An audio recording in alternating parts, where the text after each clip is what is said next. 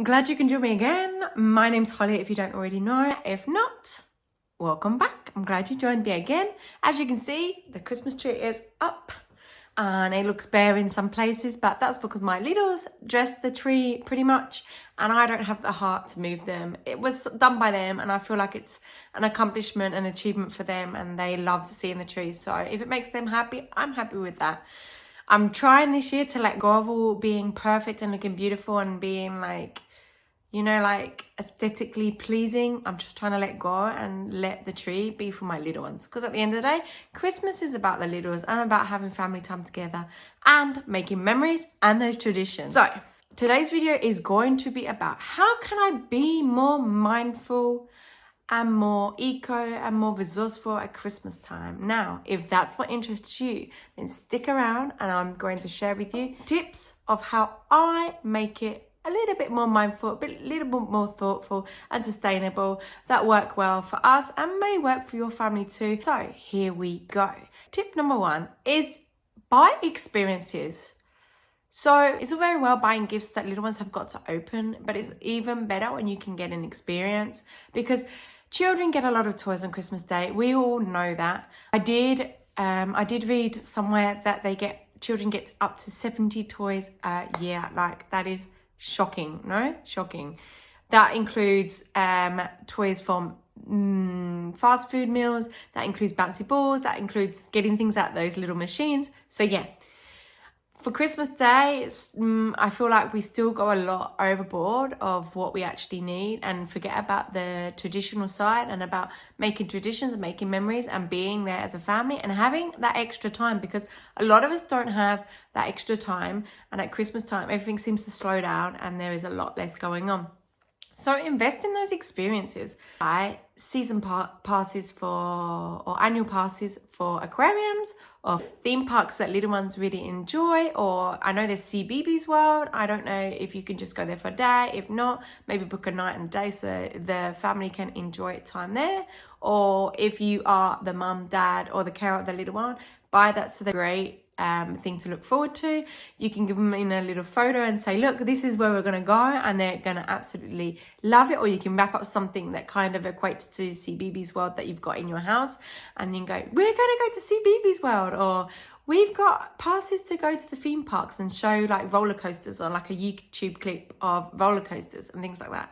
Or you could even set up for going to Centre Parks. I know Centre Parks is very popular in England, and I know a lot of families enjoy going there. So yeah, think about experiences. Little ones would really, really enjoy that. And I know family members, or if it's just yourself for your little one, well, it would be nice to have that expenditure spread out and have some sort of surprise or some sort of event that's upcoming. It's great to be waiting for.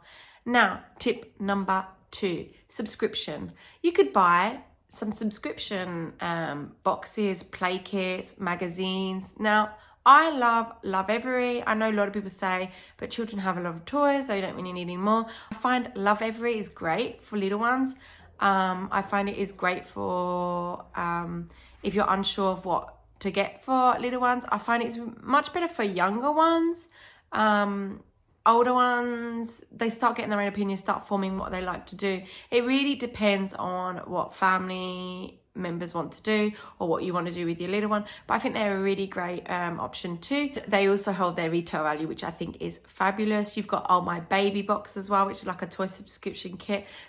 You can subscribe to a toy subscription where you order the toys that are corresponding to the little one's age or what they're interested in, sort of thing, and then you send them back once that time frame is ended or when the little one has lost interest. And that's also a great way to save, not only save on space, and also knowing that you're not going to accumulate all these toys. You could also get subscriptions for magazines. Maybe little one's interested in animals. You could get a subscription magazine about animals, something interesting like that. There are also subscriptions for clothes, so you can rent clothes and you rent for the size that you need, and then you return them when you no longer need that size, and you order some new sizes. And what happens, they don't normally worry about stains, which is really, really good. They go back and then they come back out, you get new ones sent out to you, and you start the process again. I think that's a great option as well for presents. So yeah, it fills the bucket for being useful, and it fills the bucket for being more eco-sustainable, and it's definitely more cost effective,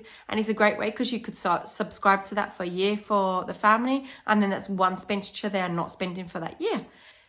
Tip number 3, useful items. Now I love this. This is basically going on your shoes, clothes, maybe a backpack, a water bottle for school, snack boxes, things for the bath, so maybe shampoo, toothbrushes, toothpaste. I would always say though, confer with whoever you're buying this gift for, with the family members, to ensure that it's something that they like. So for shoes, I would say I like barefoot, so I always say to family members, I don't mind what brand the shoe is as long as they are barefoot and the size corresponds to my little one, or they're another size up, so they've got time to wait and they can use it later on in the year. And also to make sure that it's kind of the style that they like to. So always check that with all the things. You can also ask little ones as well, if they're at that age 3, 4, 5, where they can really confer what they like, then you can make sure that you're making choices of things that they like. I love dinner plates. Dinner sets are really good. We got gifted one before my eldest was born, and we have used it every day since, and that's going on 4 years. So they are definitely, if you buy a good quality one, so this is like a china set with metal knife and fork, and I think it is great to introduce right from 6 months when they start learning to feed. You could wait till a year, but it just depends how comfortable you feel about it. So yeah, bibs, things that little ones can use, so say they're hitting the 6 month mark, things that you can use for food. Just useful items are always great.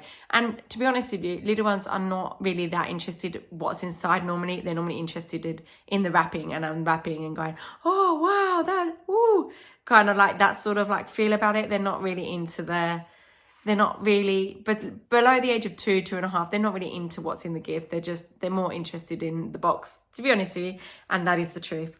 Tip number 4, toys. Now it is known that we can bring up to 70 items into a house, 70 toy items into a house, whether that be a toy that's been bought, it's on the side of the cash register, or whether that has come from fast food places, whether that's come from those machines, just any sort of toy. It is known that we have brought up to 70 items into our house. Now this is research that has been found.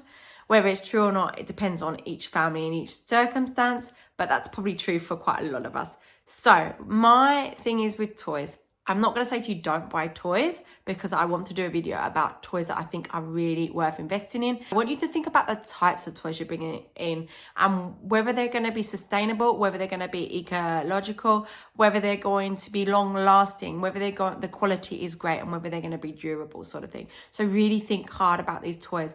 I always like to go for very good quality toys, and maybe only buy 1 toy or 2 toys if they're a little bit more expensive.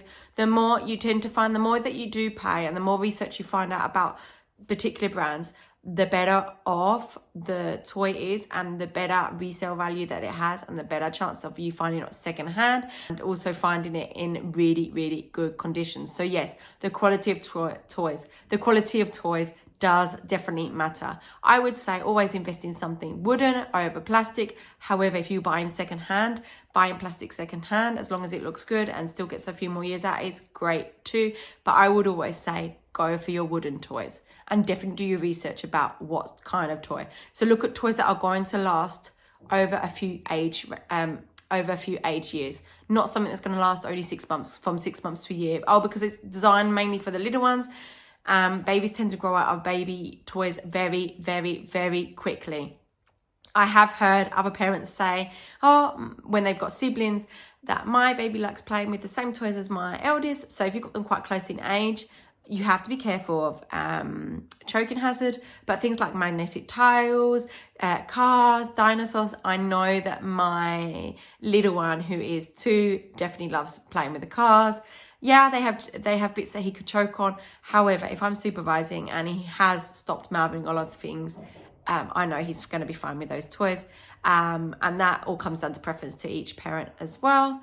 So yeah, definitely look at how the lifespan of them, how long are they going to last. Look at the resale value, because that will tell you a lot about whether this toy is going to be useful, whether it's going to be good for reselling afterwards and whether it's going to last a long time. And that also means go looking secondhand, because you can find good, really good conditioned toys. You can also find brand new toys secondhand. So yeah, tip number 5, last but not least, is if you can, shop small. It doesn't mean you have to shop everything small, but the more that you can shop small, the more that you can support local businesses is much better than going with really big businesses.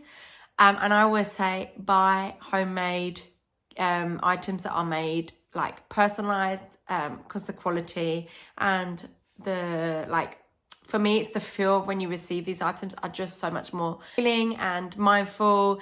And I just think handmade and shopping small is just a really, really big part as well, to ensure that you're not bringing things into the house that you really, really, really don't need. So yeah, those are my 5 tips on making Christmas a little bit more thoughtful, a bit more sustainable. I hope you enjoyed this video. I hope it's given you some ideas of how you can make Christmas a little bit less overwhelming and with things everywhere. And I will see you in my next video. Bye.